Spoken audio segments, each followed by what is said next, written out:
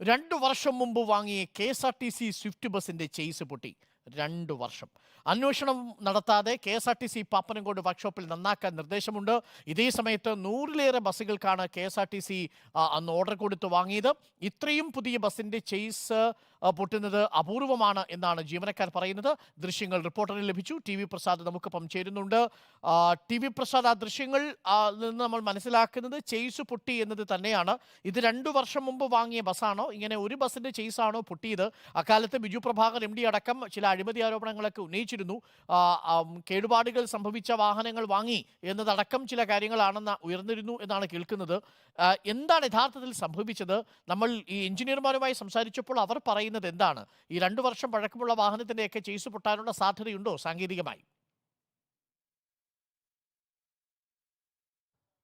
അരുൺ, അത് തന്നെയാണ് അതിൽ ഏറ്റവും പ്രധാനപ്പെട്ട കാര്യം. അതായത് ഒരു വണ്ടിയുടെ, പ്രത്യേകിച്ച് ബസ്സിൻ്റെ ഒക്കെ ചേസ് എന്ന് പറയുന്നത് മനുഷ്യൻ്റെ നട്ടെല്ലിന് സമാനമാണ്. അത് പൊട്ടിക്കഴിഞ്ഞാൽ പിന്നെ ഒന്നിനും കഴിയില്ല. മിലിറ്ററിയിലെ വാഹനങ്ങളെക്കുറിച്ചൊക്കെ ആളുകൾ പറയുന്നത് ചേസിന് എന്തെങ്കിലും ഒരു തകരാറ് സംഭവിച്ചാൽ പിന്നെ ആ വാഹനം അറ്റകുറ്റപ്പണി ചെയ്ത് ഉപയോഗിക്കരുത് എന്നൊരു നിർദ്ദേശം അവർക്കുണ്ട് എന്നുള്ളതാണ്. ഞാൻ പറഞ്ഞു വന്നത് അത്രയും പ്രധാനപ്പെട്ട ഒരു ഭാഗമാണ് ഒരു വാഹനത്തിൻ്റെ ചേസ് എന്ന് പറയുന്നത്.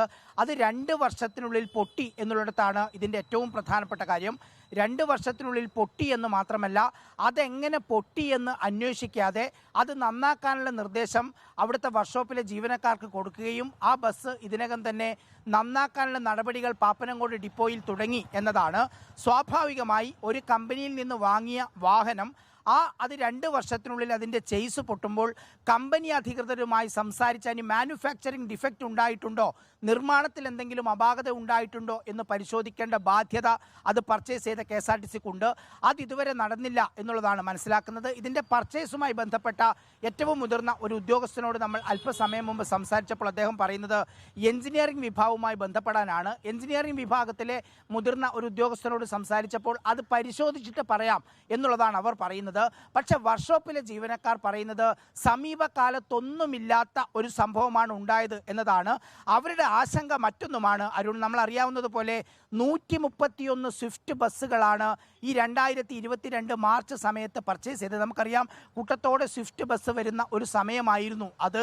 ഒരു ബസ്സിന് വലിയ അപകടമൊന്നുമില്ലാതെ ഇങ്ങനെ ചേസ് പൊട്ടിയിരുന്നു എങ്കിൽ അത് മറ്റ് ബസ്സുകൾക്കും ഭാവിയിൽ ഉണ്ടാകാനുള്ള സാധ്യതയാണ് ഈ ജീവനക്കാർ പറയുന്നത്.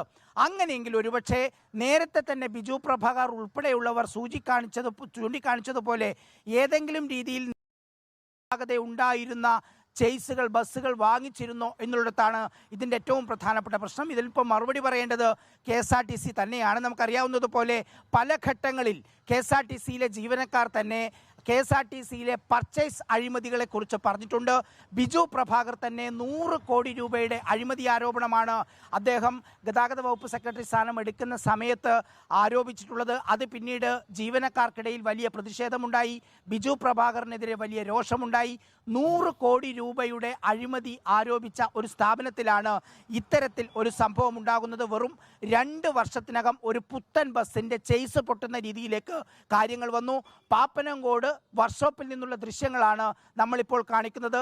ചേസ് പൊട്ടി എന്ന കാര്യം ഉറപ്പാണ്. സാങ്കേതിക വിദഗ്ധരോട് സംസാരിച്ച സമയത്ത് അരുൺ 2 കാര്യങ്ങളാണ് പറയുന്നത്. ഒന്നിക്കൽ നിർമ്മാണ സമയത്ത് കമ്പനിയിൽ നിന്നുണ്ടായ അപാകത, 2 ആ ബോഡി ചെയ്യുന്ന സമയത്ത് അവിടെ നിന്നുണ്ടായ അപാകത. ഇതിൻ്റെ ഒരു പ്രശ്നം, ഒരു ദിവസം 600ഉം 650ഉം 700ഉം കിലോമീറ്റർ രാത്രി യാത്ര ചെയ്യുന്ന ഇതര സംസ്ഥാനങ്ങളിലേക്ക് പോകുന്ന ബസ്സുകളാണ് ഇതിൽ കൂടുതലും. മൂകാംബിയിലേക്കും മൈസൂരിലേക്കും ബംഗളൂരുവിലേക്കും ഒക്കെ പോകുന്ന ബസ്സുകളാണ് ഇതിൽ കൂടുതലും. ഇനിയിപ്പോൾ ഈ പ്രശ്നം കണ്ടെത്തിയത് കൊണ്ട് തന്നെ മറ്റു ബസ്സുകളിൽ പരിശോധന നടത്തിയില്ല എങ്കിൽ ഒരുപക്ഷെ അത് KSRTC സ്വിഫ്റ്റിന്റെ ഭാവിയെ തന്നെ ബാധിക്കുന്ന രീതിയിലേക്ക് കാര്യങ്ങൾ മാറുമെന്ന് ഉറപ്പാണ്. അന്വേഷണം നടത്താത്തത് എന്തുകൊണ്ട് എന്നത് വളരെ പ്രധാനപ്പെട്ട കാര്യമാണ്. Thank you TV Prasad.